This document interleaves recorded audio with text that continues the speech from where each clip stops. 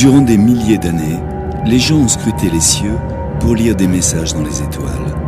De l'étude des cieux, les astrologues ont prédit une liste sans fin d'événements, notamment des catastrophes naturelles, des crises boursières, des tentatives d'assassinat et la naissance de Jésus-Christ. Les astrologues ont été récompensés par les plus grands de ce monde, allant des généraux de la Grèce antique jusqu'au président américain du XXe siècle. Et de grandes décisions qui font date sont toujours prises selon la position des étoiles. Mais est-ce que le mouvement des planètes influe réellement sur les événements terrestres? Comment les astrologues peuvent-ils interpréter la configuration du ciel et prédire les événements tels que le mariage, la guerre? Notre futur est-il inscrit dans les étoiles?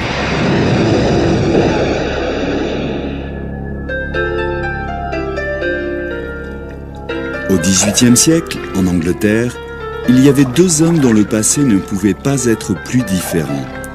L'un était un simple forgeron, l'autre, le roi George III d'Angleterre. En dépit de cela, leur vie était pleine de similitudes. Ils ont hérité de leur père dans le même mois, ils se sont mariés le même jour, ont eu le même nombre d'enfants, ont été malades au même moment et ont encouru les mêmes accidents. Même leur mort ont été séparés de seulement quelques heures.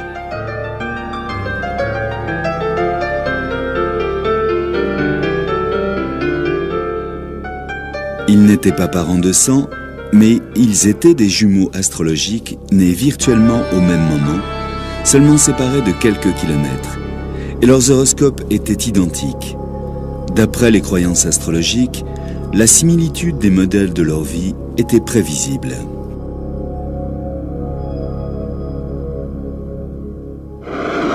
L'astrologie, d'une certaine manière, est familière à tout le monde.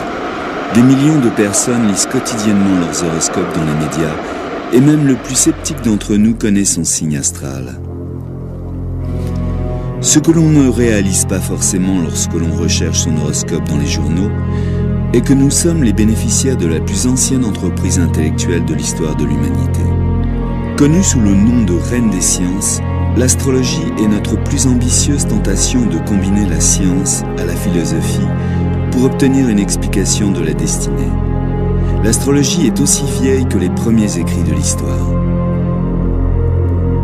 Cela débuta il y a 5000 ans, lorsque les gens commencèrent à observer et à noter le mouvement des étoiles dans le ciel. Intrigués par leurs observations, ils imaginèrent une relation entre les mouvements dans le ciel et la vie des humains sur Terre.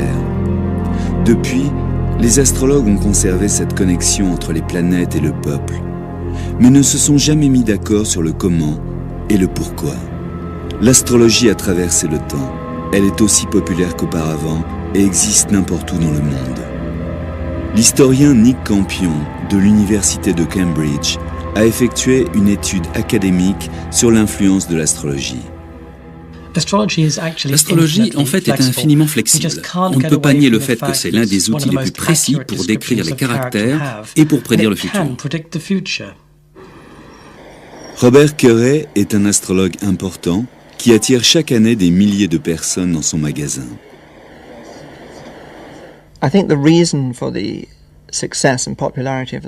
Je pense que le succès et la popularité de l'astrologie sont dus au fait que c'est une vérité. C'est quelque chose de fondamental. Je pense que l'astrologie provient de quelque chose de supérieur, c'est une part de l'univers. Et il m'arrive, lorsque je fais des thèmes astrologiques en consultation, d'avoir des frissons dans le dos parce que les gens diront des choses étrangement vraies, en accord avec les thèmes. Pour la plupart des gens, lire un horoscope est un acte bref, une prédiction impersonnelle dans un journal ou à la télévision. Shelley Van Stunkel est consultante astrologue et écrit des horoscopes dans des journaux anglais et américains. Ces articles sont faits pour donner à chacun d'entre nous une chance de penser à la journée à venir. C'est un peu comme une page météo pour une part spécifique du pays. Mais ces horoscopes se basent sur les signes du zodiaque, appelés aussi les signes du soleil. Zodiaque est le nom donné à une constellation dans le ciel, à travers laquelle le soleil, la lune et les planètes passent. Les Romains ont comparé le mouvement des planètes en toile de fond à une course de chariot. Le soleil, la lune et les planètes sont le chariot et les constellations sont la piste de course.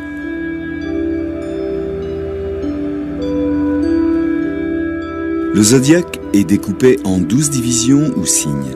Chaque personne née durant les 30 jours, durant lesquels le soleil traverse la division, appartient à ce signe. Et les astrologues croient que les gens seront influencés par ces caractéristiques. Les prévisions du soleil sont très générales. Néanmoins, les horoscopes dans les journaux connaissent un large suivi. Erin Sullivan, écrivain et formatrice en astrologie, a aussi rempli quelques colonnes dans des quotidiens. Les signes du soleil dans les journaux intéressent des millions de personnes, et c'est souvent pourquoi les gens les achètent.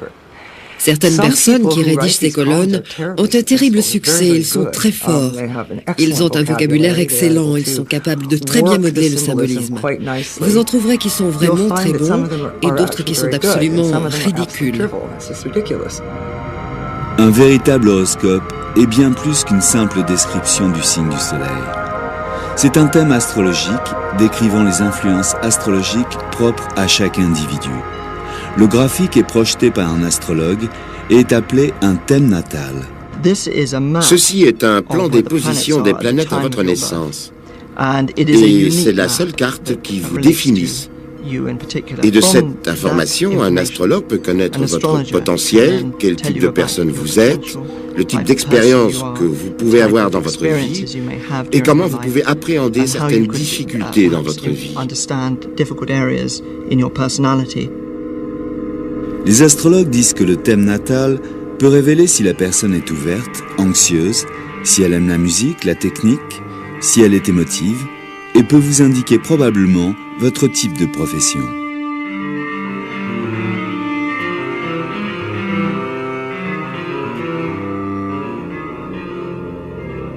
Ce thème est une image du ciel au moment exact de votre naissance.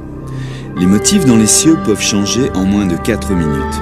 Donc personne, à part ceux qui sont nés au même moment, ne peuvent prétendre avoir le même horoscope. On suppose que des jumeaux astrologiques comme le roi George III et le forgeron doivent avoir le même type de vie comme des vrais jumeaux, nés à quelques minutes cruciales d'intervalle.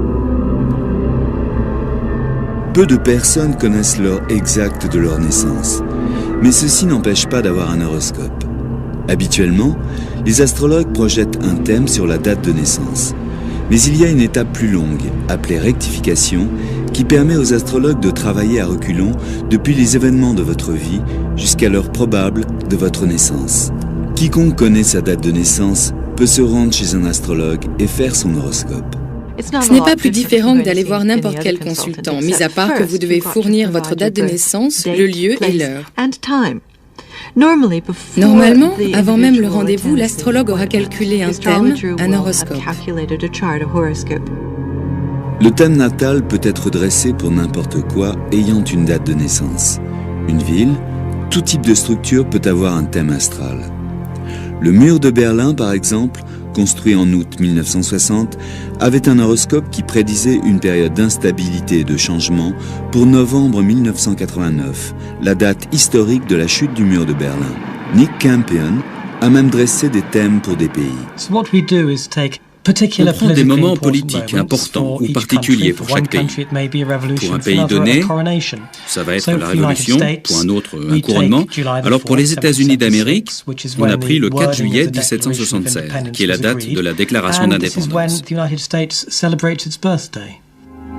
Les graphiques pour les lieux, pour les groupes ou pour les pays se nomment l'astrologie du monde.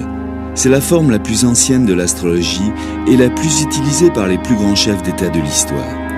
Ces horoscopes montrent les moments propices pour débuter d'importantes entreprises, que ce soit pour des discours ou pour déclarer la guerre. L'astrologue Joanne Quigley utilisa l'astrologie du monde pour choisir le meilleur moment pour Ronald Reagan afin d'inaugurer son second mandat de président des États-Unis d'Amérique. Elle choisit 11h57 le matin à travers le thème pour Washington, D.C. C'est un thème spectaculaire. Le Soleil est sous le signe du Verseau, qui est le signe de Ronald Reagan. Et Jupiter, la planète de la croissance, de l'expansion et de l'opportunité, était proche de la Lune, ce qui signifie popularité. Il ne pouvait y avoir de meilleure indication pour le succès d'un gouvernement. Le rôle de Quigley dans la Maison-Blanche fut très secret. Mais des choix politiques très importants en Inde et en Malaisie sont toujours faits par des lectures astrologiques en public. Un horoscope est basé sur une carte du ciel. C'est une carte extrêmement détaillée et les astrologues sont reconnaissants d'utiliser la technologie des ordinateurs, ce qui évite un lourd travail de dessin. Henry Weingarten est un astrologue financier qui génère des milliers de thèmes chaque année. Le rôle des ordinateurs a remplacé le travail de nombreux étudiants, et cela depuis de nombreuses années. Ils calculent les procédures à votre place, mais l'analyse reste faite par un professionnel. La carte devient parlante lorsque l'astrologue commence à la lire. L'astrologie demande de la technique, demande de grandes connaissances des influences planétaires. Les clés de la réussite sont la pratique et l'expérience.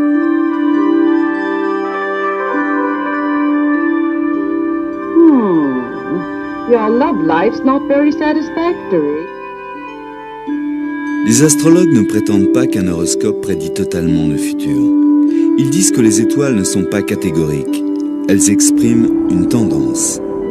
Donc, aucun horoscope ne va déclarer que tel accident va survenir, seulement qu'à un certain moment, un accident est possible.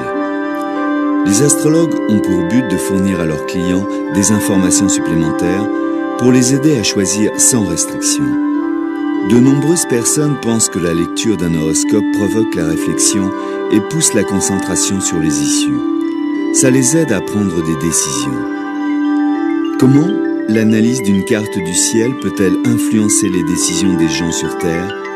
La réponse réside dans la croyance de l'astrologie et l'influence des planètes.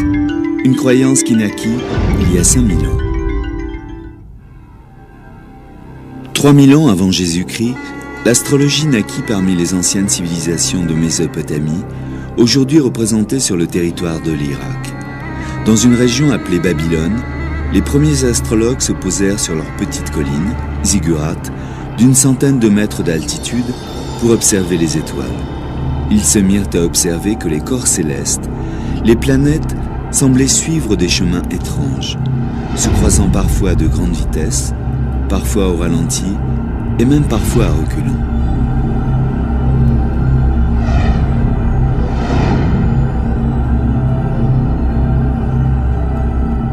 Les scientifiques d'aujourd'hui, avec leurs énormes télescopes et leurs sondes spatiales, n'ont fait que confirmer ce que ces anciens ont observé. Que les planètes ont des orbites régulières, qu'elles évoluent sur leur trajectoire, en luminosité et en vitesse. Les Babyloniens ont même observé des correspondances entre ces phénomènes et des événements sur Terre. La philosophie mésopotamienne croyait que le monde entier était vivant. Et par cela, elle signifiait l'univers, la Terre, comme les étoiles. Cette philosophie se perpétua à travers la Grèce classique, Rome, et enfin en Europe durant la Renaissance. Les gens pensaient que la nature leur parlait, et derrière cette nature, il y avait des dieux et des déesses. Selon les Babyloniens, les forces de la nature étendues à l'espace étaient inséparables de la vie terrestre. Ces premiers astrologues ont vu ces planètes comme symbolisant la puissance et les caprices des dieux et des déesses. Chacune des planètes ressemblait en apparence, et d'après ses mouvements, aux caractéristiques de son dieu d'appartenance. Les Grecs et les Romains, après les Babyloniens, ont cru que ces planètes, toutes différentes, influençaient la vie sur Terre. Et que plus une planète fut proche de la Terre, d'après son orbite, plus les gens sur Terre subissaient son influence. Cette idée ancienne de l'influence des planètes, avec des personnalités distinctes, est toujours la pierre angulaire de l'astrologie moderne et la base de l'interprétation des horoscopes.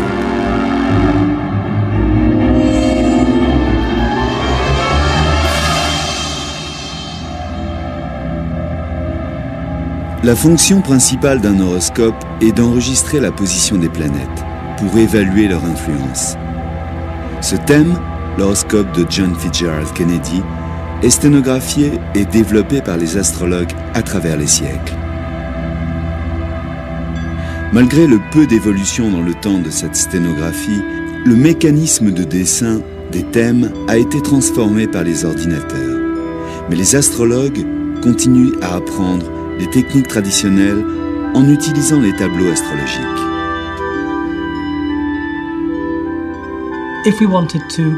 Si on voulait calculer l'horoscope du président Kennedy, il nous faudrait d'abord connaître sa date de naissance, l'heure et l'endroit où il est né. Il est né le 29 mai 1917 à Brooklyn, Massachusetts, à 3h17 l'après-midi. La première étape est de calculer l'heure au niveau du méridien de Greenwich. La raison est plutôt simple, toutes les planètes sont calculées à partir de l'heure GMT. Maintenant, nous pouvons utiliser le tableau des maisons pour ajuster et alors observer son signe ascendant qui est Balance. Le signe ascendant est le signe montant dans l'horizon Est, à votre naissance. D'après les traditions astrologiques, le signe montant ou ascendant est aussi important pour définir votre horoscope et votre caractère que l'est le signe du Soleil. Pour le thème du président Kennedy, son signe montant est la Balance. On le note attentivement à gauche et on remplit le reste des signes du zodiaque autour du cercle jusqu'au signe de la Vierge.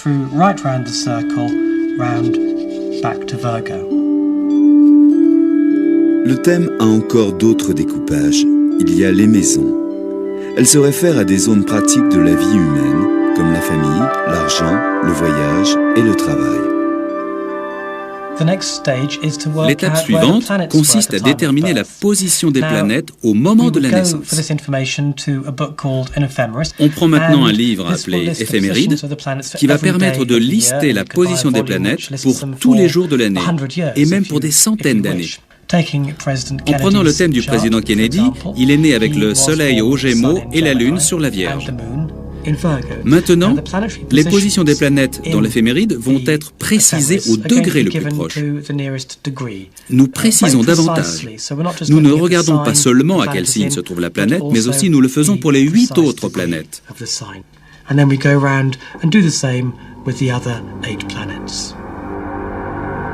Une fois les planètes enregistrées sur la carte, on peut commencer l'interprétation. L'astrologue doit connaître les influences identifiées pour chaque planète. Pour le thème de Kennedy, les planètes les plus significatives sont Jupiter, la planète des dirigeants et du succès, Mercure, la planète de l'esprit et de la communication, Mars, la planète de la guerre, Vénus, la planète de l'amour, et Pluton, la planète de la mort et de la folie. L'influence des planètes les unes sur les autres peut être aussi importante que leur effet individuel. Un groupement puissant est une des clés du thème de Kennedy. Il est intéressant de voir qu'il avait une très importante conjonction de planètes autour du Taureau. Une conjonction signifie un lien très étroit, en dessous de 8 degrés, avec le signe. Et il a Jupiter, qui est la planète de l'optimisme et de la croissance. Mercure, qui est la planète qui a dirigé son processus mental, ses idées. Et la planète Mars, qui est la planète de la colère et de l'agression, et qui indique la guerre en politique. Le Taureau est un signe qui est très persévérant et têtu, et ne s'écarte pas de ses objectifs. Il trouve une voie et ne l'abandonne pas. Je pense que c'est cet alignement particulier qui indique son succès devant l'Union soviétique à Berlin et à Cuba. En regardant le thème de manière littérale, Mars, dans le temps ancien, dominait avec des arcs et des flèches. Bien sûr, aujourd'hui, il faut voir des missiles. Les angles entre les planètes sont très importants, ou les aspects d'un point de vue astrologique. L'étape d'interprétation qui suit consiste à regarder les aspects des planètes. Les aspects sont des distances précises entre les planètes. Certaines sont difficiles et d'autres plus faciles. En regardant le thème de Kennedy, on voit que la Lune décrit 2 aspects difficiles, un vers Vénus et un vers le Soleil. Entre la Lune et Vénus, cela est très difficile émotionnellement. Et ça peut représenter la profonde attirance qu'il a eue pour Jackie d'une part comme femme et mère de ses enfants et son désir d'avoir des relations avec d'autres femmes.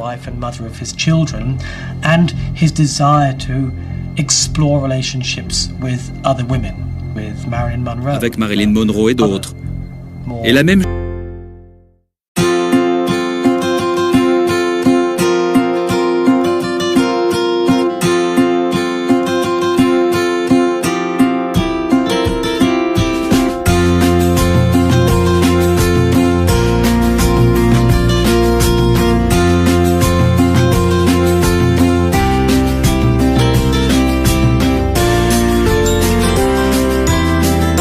chose se serait passée entre la Lune et le Soleil, ce qui représente le divorce ou une cassure dans le mariage. Et si Kennedy était vivant aujourd'hui, nous aurions vu sa relation avec Jackie en pleine débâcle publique. Comme nous le savons, c'était déjà le cas, mais en privé. Si nous regardons Pluton, à travers le thème de Kennedy, alors dans la mythologie ancienne, Pluton était le maître du monde souterrain.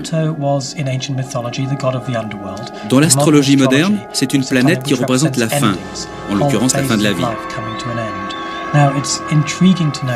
Maintenant, il est troublant de remarquer que lorsque Kennedy est né, Pluton était exactement au-dessus de Dallas. Voilà comment calculer et interpréter un thème. Aujourd'hui, n'importe quel ordinateur peut faire le calcul, mais rien ne peut remplacer les interprétations des astrologues.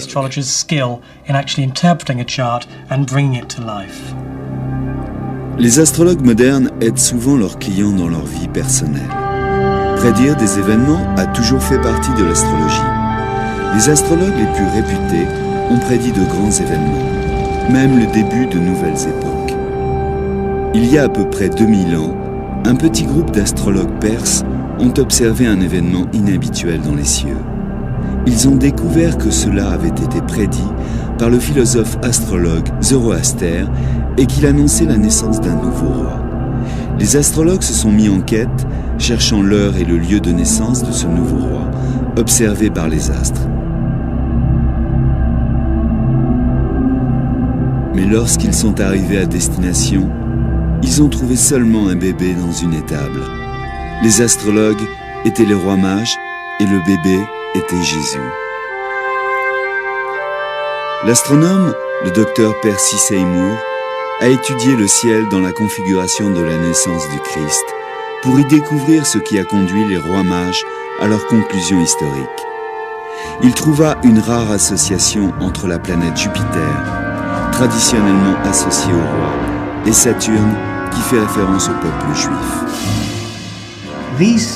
Ces deux planètes ont en fait effectué une espèce de danse dans le ciel et se sont réunies 3 fois dans une seule année. On appelle ça une triple conjonction. Mais il y a quelque chose d'encore plus significatif. Cela vient de la constellation des poissons, car le signe du poisson est associé avec la zone de Bethléem. Une triple conjonction du poisson ne se produit qu'une fois tous les 900 ans. Et je pense qu'ils se sont dit que ce devait être un roi d'origine juive qui devait naître à Bethléem. Donc, ils sont partis à la recherche de ce roi. Ils ont même peut-être utilisé les recensements à l'époque pour trouver quel enfant était né au bon moment.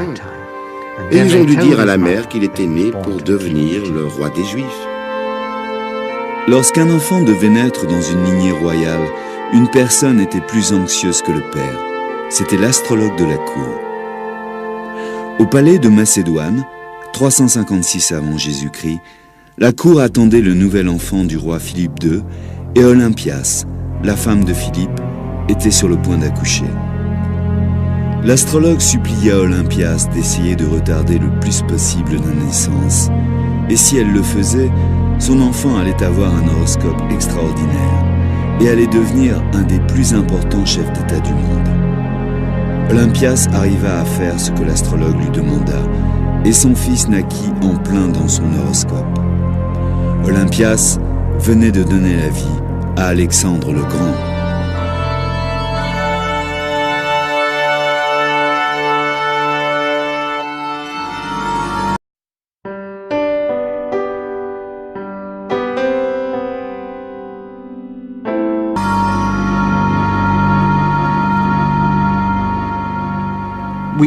On a passé d'interminables moments à le regarder.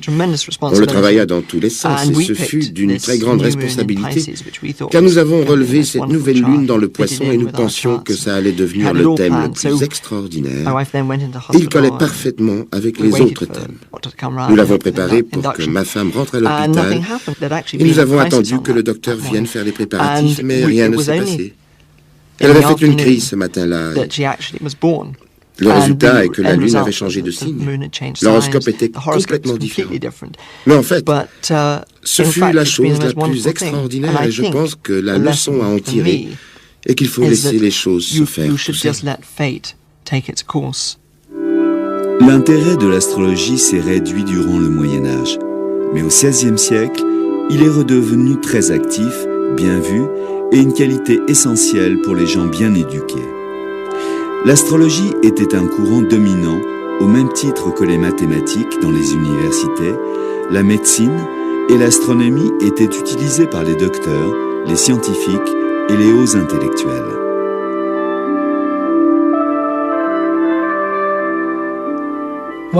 L'un des astrologues les plus connus de toute l'histoire de l'astrologie était John Dee, qui était l'astrologue privé de la reine Élisabeth Ier d'Angleterre.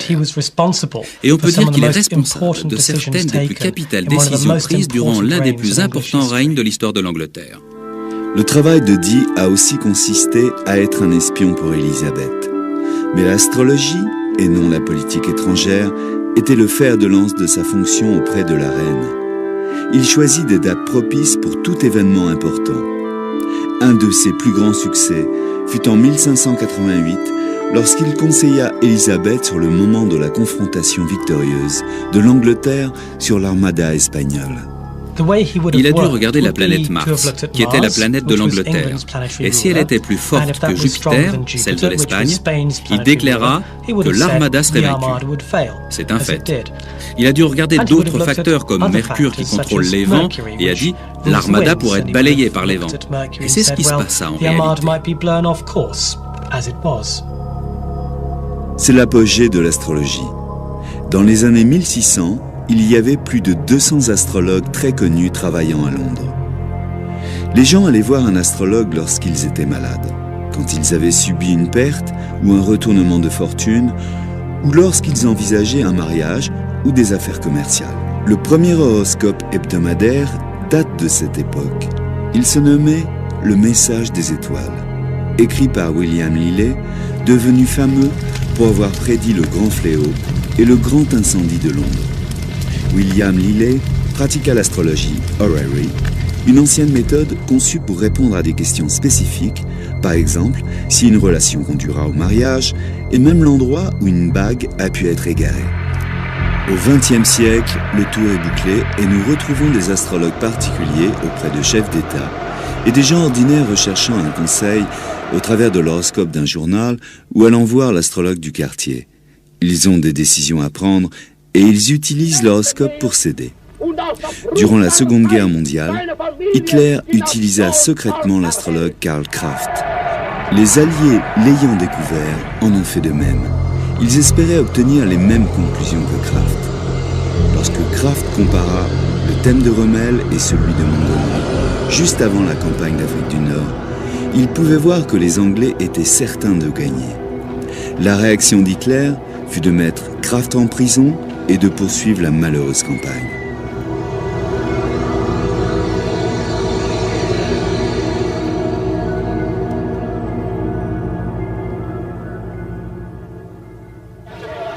Le président Ronald Reagan était plus enclin de suivre les conseils de son astrologue Joan Quigley.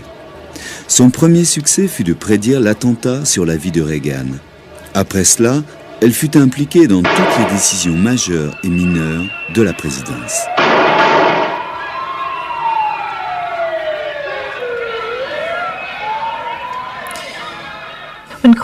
Lorsque Quigley était au travail, ses calculs avaient la précision de l'heure du décollage de l'avion présidentiel Air Force One pour des conférences au sommet.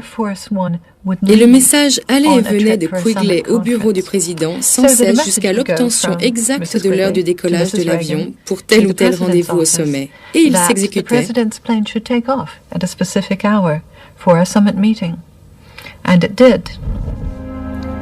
Durant l'hiver 86-87, Quigley était inquiète du mouvement d'Uranus et de Saturne.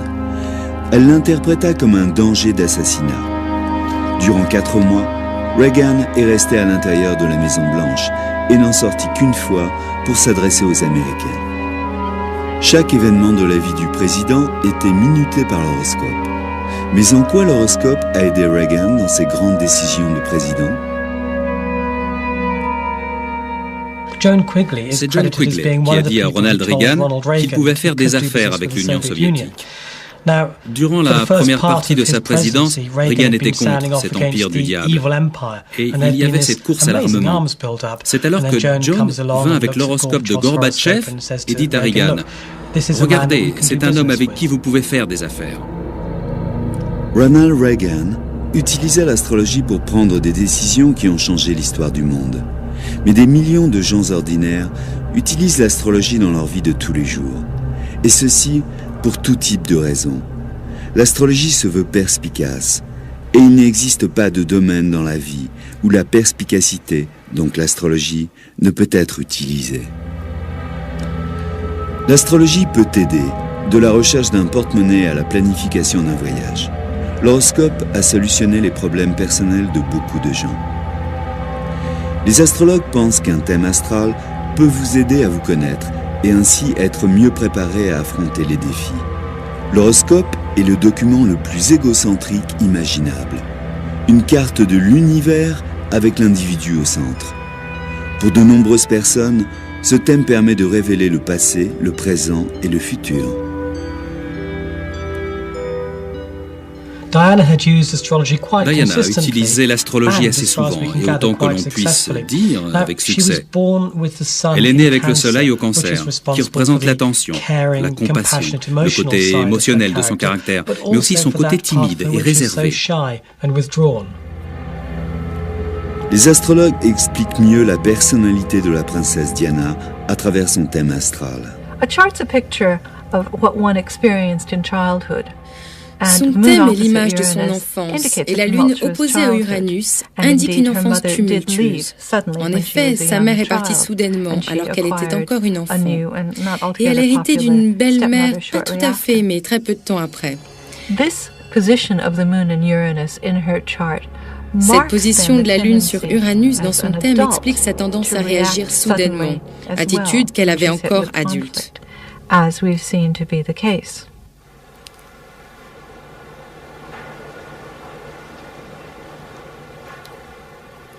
Je pense que l'astrologie était une chose très importante pour Diana, en considérant les difficultés qu'elle pouvait rencontrer. Par exemple, je pense à la Lune dans le signe du Verseau, au milieu de Vénus, qui est très difficile émotionnellement et cause de grandes tensions. Son astrologue lui montra comment tourner les choses de manière positive, car c'est un alignement très idéal. Et c'est alors qu'elle rencontra Mère Teresa et commença à s'impliquer totalement dans des œuvres de charité telles que le sida, allant même jusqu'au contact avec les victimes du sida. Dans le thème de la princesse Diana, on voit Saturne, la planète du devoir et de la responsabilité, défiée par Neptune, qui représente la désillusion et la désintégration. Vénus, la planète de l'amour et de la romance, est opposée à Pluton, la planète des choses cachées, de l'opposition et de la fin. Le palais aurait mieux fait de bien regarder l'horoscope de Diana. Ils auraient vu qu'elle ne pourrait jamais se contenter d'une situation tendue, qu'elle ne pouvait pas simplement obéir à des règles. Ils auraient même pu s'en servir dans la situation, la rupture du mariage tout simplement, beaucoup plus positivement.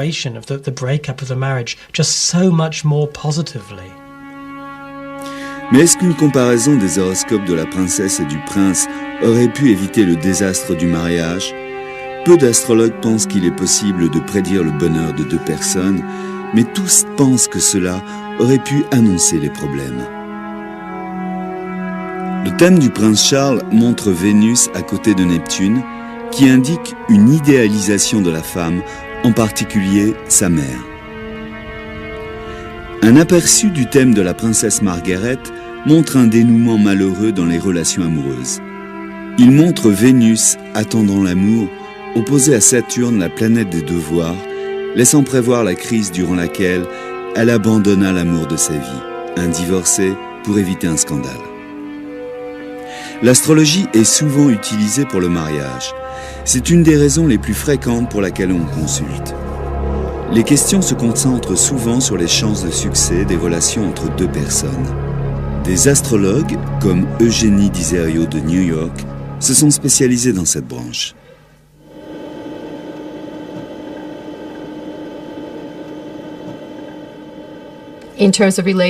Dans une relation, l'astrologie peut être très révélateur de la nature et du comportement. Bien sûr, beaucoup de gens ont des problèmes, vous savez, et ils disent « c'est mon anniversaire et c'est celui de ma partenaire, et notre relation est un désastre. Est-ce que vous avez une solution pour nous aider ?» Et nous regardons si dans les signes astrologiques il y a conflit ou s'il y a des choses que les gens doivent changer. Pour aider les gens dans leurs difficultés, Eugénie propose un service de datation astrologique qui traite les compatibilités astrologiques sur Internet. Certaines personnes vont voir un astrologue pour un conseil médical, habituellement en parallèle de la médecine conventionnelle.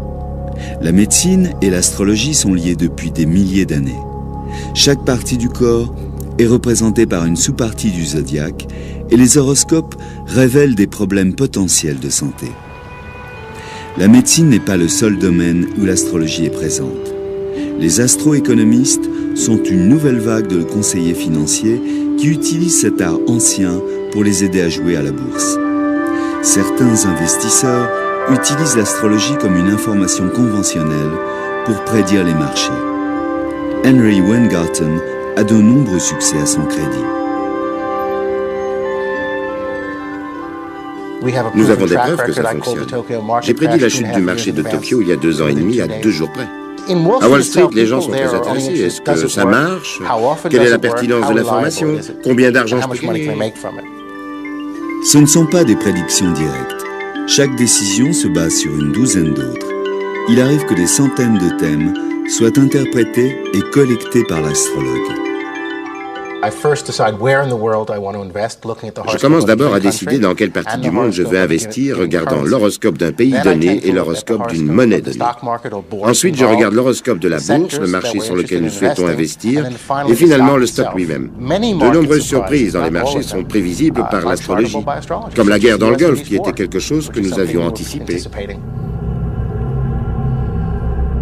L'horoscope des affaires semble fonctionner de la même manière que l'horoscope sur les gens. Ils indiquent les influences, les probabilités d'évolution, nous guident en quelque sorte plutôt que de nous dicter.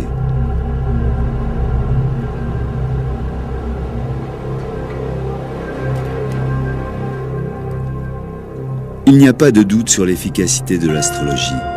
Pour ceux qui l'utilisent dans ce sens, les autres sont moins convaincus. Les scientifiques ont du mal à croire en un système qui n'a pas d'explication à proposer. Mais les astrologues ont un autre moyen à offrir pour convaincre, l'évidence statistique.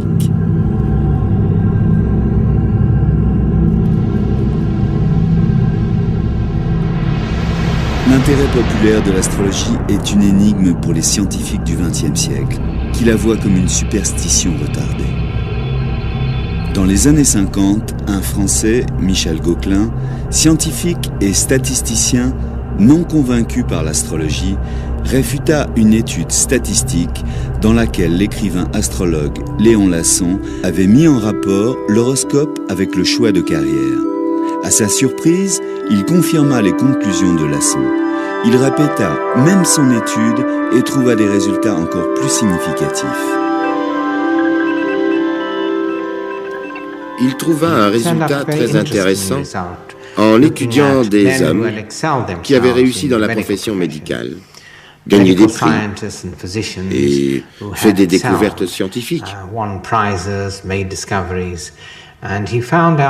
Il a découvert que tous ces hommes étaient nés principalement quand Saturne et Mars avaient atteint leur plus haut point dans le ciel. Gauquelin trouva ce qu'on appela l'effet Mars.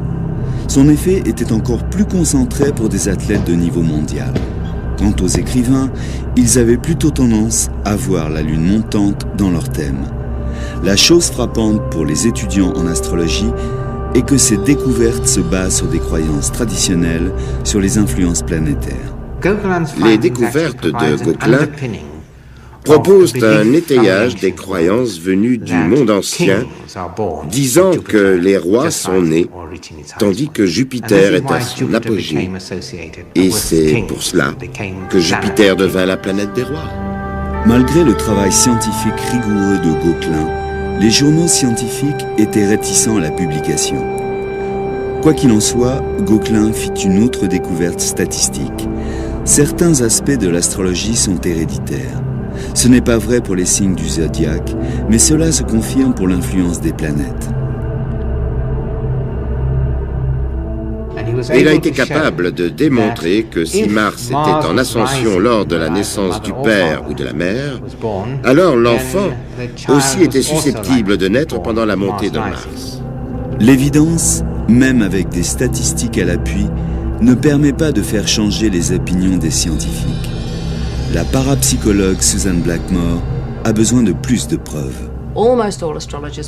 La plupart des astrologues vous diront qu'il y a une relation entre l'heure, le lieu de votre naissance et votre personnalité. Alors faites mon expérience favorite. Prenez une douzaine de personnes et fournissez à un astrologue toutes les informations qu'il souhaite. Fournissez-lui également les lieux, dates et heures, et voyez s'il peut les accorder avec les personnes.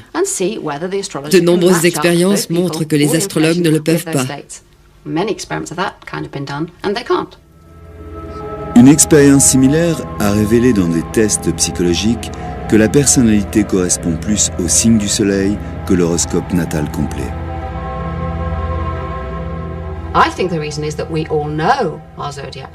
La raison est que nous connaissons tous notre signe zodiacal. En d'autres termes, les personnes expérimentées s'identifient dans ce qu'ils pensent être leur signe. Certains scientifiques comprennent que les astrologues sont perçus aussi fidèlement par leurs clients. En particulier, les psychologues se sont intéressés à expliquer ces succès. Carl Jung croyait qu'il y avait une relation entre les planètes et les événements terrestres, mais qu'aucun d'entre eux n'influençait l'autre. Ils font tous les deux partie d'un même modèle.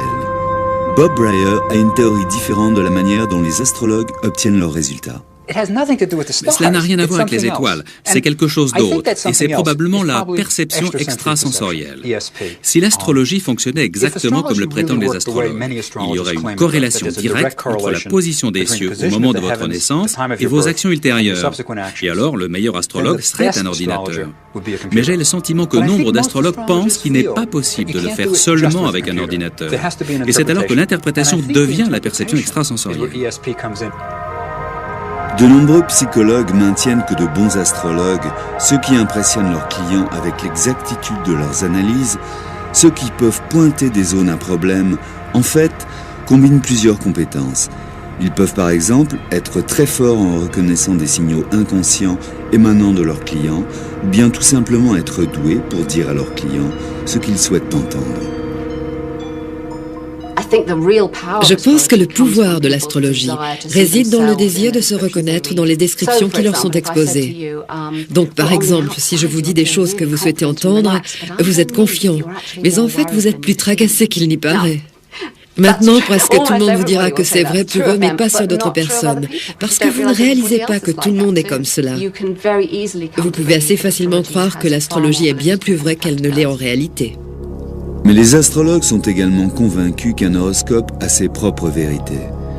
Leur position est que de bons astrologues obtiennent des résultats parce qu'ils sont expérimentés dans la lecture des thèmes. On m'a demandé de faire un thème en cadeau pour un homme, quelqu'un que je n'avais jamais rencontré. Ayant l'heure de sa naissance, la date et le lieu, je fis donc une cassette pour lui et lui envoya par la poste et n'y pensa plus. Jusqu'à ce que je reçoive un coup de téléphone de sa femme. Elle me dit que la cassette lui permit de comprendre mieux son époux, qu'elle ne l'avait pu jusqu'alors. Percy Seymour est l'un des rares scientifiques à développer la théorie avec des évidences sur le sujet. Il a cherché à expliquer Gobelin, démontrant une relation entre la position des planètes et la vie des individus.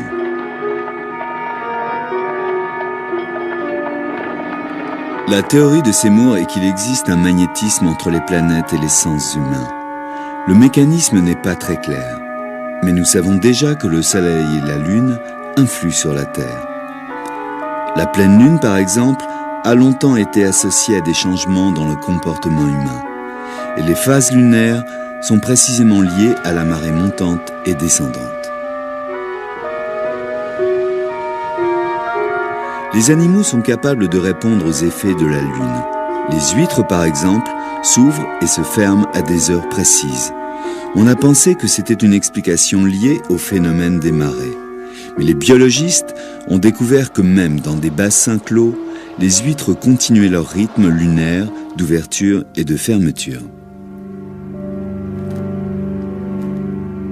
Lorsque les huîtres sont transportées plusieurs milliers de kilomètres de la côte, elles modifient leur rythme au rythme lunaire de leur nouveau domicile. D'une façon comme d'une autre, dans leur bassin coupé de lumière, elles peuvent détecter et répondre aux phases de la Lune. L'activité sur la surface du Soleil influe directement sur notre atmosphère. Les éruptions solaires, tempêtes magnétiques du Soleil, ne font qu'accroître les interférences radio et perturbent le comportement humain. Les accidents de la route se multiplient jusqu'à 4 fois lors de ces turbulences.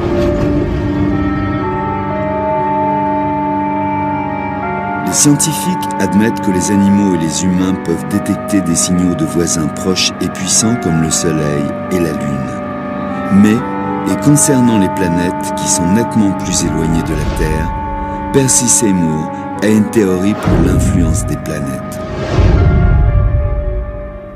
Nous savons tous que le Soleil et la Lune ont des influences sur la Terre. Comment les planètes peuvent entrer dans ce scénario? Comment peuvent-elles jouer un rôle alors qu'elles sont si éloignées de nous? Et leur éloignement provoque sur nous une si petite influence. Je pense que c'est là que le Soleil intervient. Le Soleil peut influencer les faibles forces des planètes et ces infimes forces peuvent être amplifiées par le champ magnétique du Soleil, de sorte que le Soleil peut perturber sous forme de violents orages, par exemple. Ceci affecte le champ magnétique de la Terre et puisque ce champ magnétique terrestre influe sur une grande variété d'organismes, il peut également influencer l'espèce humaine.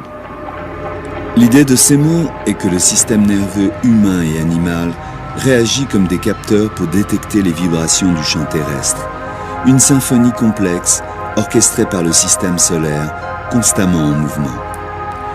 Les premiers signaux sont gravés dans notre système nerveux encore vierge, avant même que l'on vienne au monde. Je pense que durant les 9 mois de grossesse, lorsque le fœtus est toujours dans l'utérus, il développe un système de capteurs aériens, qui est le système nerveux, qui assimile les tons, les mélodies, des musiques magnétiques provenant du système solaire. À la naissance, la majeure partie des informations lui viendra de ces 5 sens. Mais il se peut que dans sa vie à venir, l'individu enregistre les thèmes et les mélodies de la symphonie qu'il entendait lorsqu'il était dans l'utérus. Et il sera prédisposé à réagir d'une certaine manière. Le débat continue, mais tandis que les scientifiques discutent, les astrologues sont encore plus populaires que durant les 3 derniers siècles. Nous ne savons toujours pas encore s'il existe des bases scientifiques pour l'astrologie, mais durant des siècles, le même message a émergé encore et encore. Les planètes font partie du même système solaire que la Terre, et d'une façon comme d'une autre, leur influence est ressentie dans la vie des humains. Pour les milliers d'astrologues qui aident leurs clients à se concentrer sur leur vie et leurs problèmes, les étoiles ont plus qu'une charitable présence dans la nuit. Elles sont les gardiennes de nos forces et de nos faiblesses, de nos désirs, de nos ambitions. Elles sont notre destinée.